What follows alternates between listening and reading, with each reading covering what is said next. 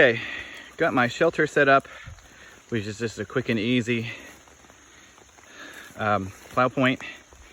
So I just used a Siberian hitch on this part, and I used a toggle. And then over here, I used another toggle to give myself some headroom, and I ran out of cordage. So I wrapped it around this pole to give myself that height for that headroom. And I had to use a connecting knot here and a marlin spike hitch on the bottom. So now you can see there's plenty of fallen timber here, and a lot of it's pine. So I'm gonna go collect as much fat wood as I can and get some kindling and see if I can get myself a pot hanger made and hopefully a nice fire. So I was able to grab a good amount of fat wood. This is, from what I can smell, not the most potent fat wood. So that's a start, but there's plenty of pine around. So I'm going to see if I can find some better stuff, and I'll check back. Just a few feet further, I found a mega score. You can see the difference in the quality of this fat wood.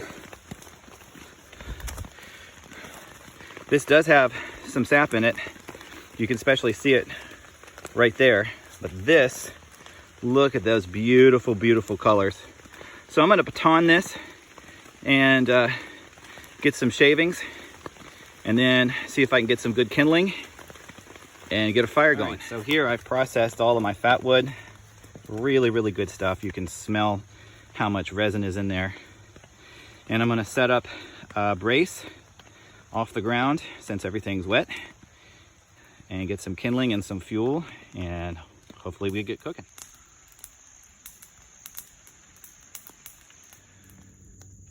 One of the simplest pot hangers known to man.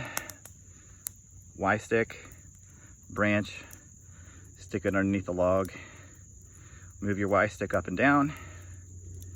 I tried doing a couple other pot hangers that are a little bit more fun and complicated, but the ground is just not damp enough. There's rocks and roots down there. So I want my cup of tea. So once this goes, we're gonna fill that up, have some nice tea, cook some bannock. Cooking up some bannock, trying to use low heat from these coals. And I've got some tea in my cup here. Hopefully I can find a way to get this honey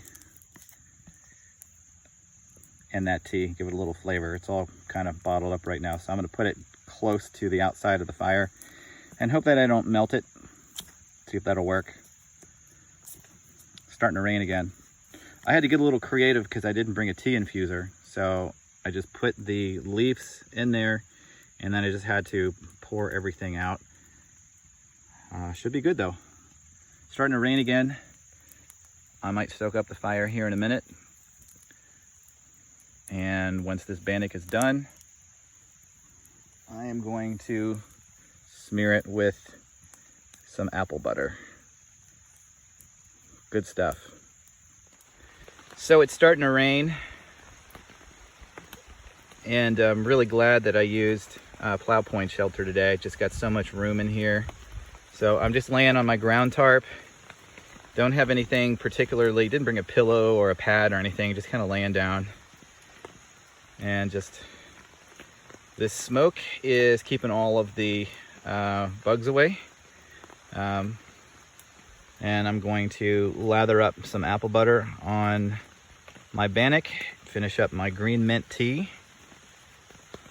And also, because it's breakfast time, why the hell not? I'm gonna have a beer. Great Lakes Oktoberfest. Good stuff. So I stoked the fire back up a little bit with some cedar, just in time for it to rain a little bit. It kind of is raining on and off. And this tarp is fire resistant, by the way. It's the Bushcraft USA ember resistant tarp, so I'm not worried about it. Never had an issue. So as soon as this fire goes down just a bit, I'm gonna put some more water on because that green mint tea was freaking delicious and I want more. But for right now, I'm gonna go to town on this Bannock and finish my beer.